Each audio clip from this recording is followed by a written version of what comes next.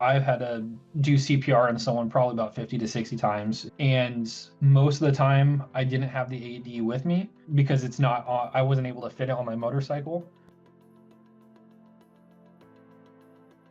Being an officer, having to do CPR, knowing, okay, well, I don't have the equipment I need. Now I need to wait for someone. How long are they going to be? They might be 2 minutes behind me. They might be 10 minutes behind me. I'm Officer Miller, been an officer with the Brisbane Police Department for 5 years now. Prior to using the Avive AEDs, we only had one other AED. And so only one person in the entire agency would have access to that AED. We typically have a motor officer working on days. And so that means instead of having two patrol cars out there, there's most of the time just one patrol car and one motorcycle. Being able to have a device that we can put on the motorcycle as well allows almost all the time 100% of the officers on duty access to an AED immediately.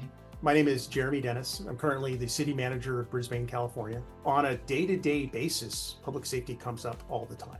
The city, prior to our relationship with Avive, only had a few AEDs located in the kinds of places you would imagine, City Hall, and a few other locations. Avive came up as the assistant to the city manager was doing her due diligence, and she came across Avive as a Brisbane business.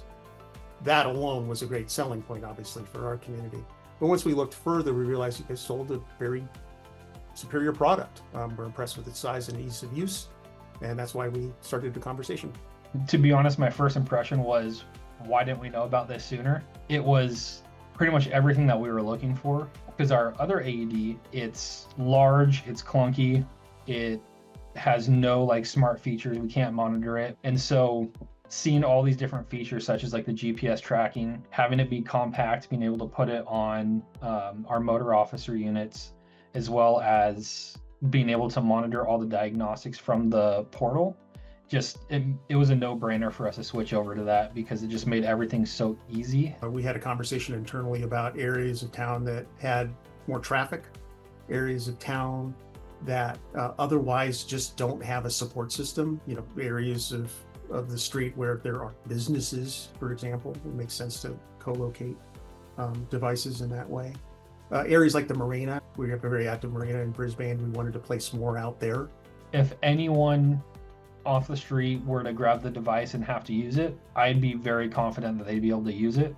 It's simple steps that you're just following along as someone reading you the instructions. It's very simple, it's very straightforward. Anyone who's had a smartphone, iPad, or tablet will find that it's very similar to that functionality. As someone who sat through the training seminar, I found it to be very easy to understand, direct and explicit instructions. I thought that anybody could do it as long as they were listening and participating. The uniformity of having one device, one model that everyone's using, the Avive AED, is amazing because then there's no confusion. Okay, well, I'm proficient in this AED. I haven't seen that one before.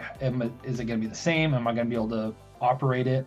Just having somebody seeing something familiar kind of makes that stressful situation so much easier.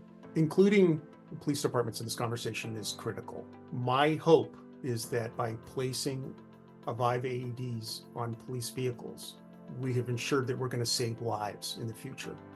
I believe that there will be an event where our police officers are the first on the scene, and having access to Avive will literally mean life or death.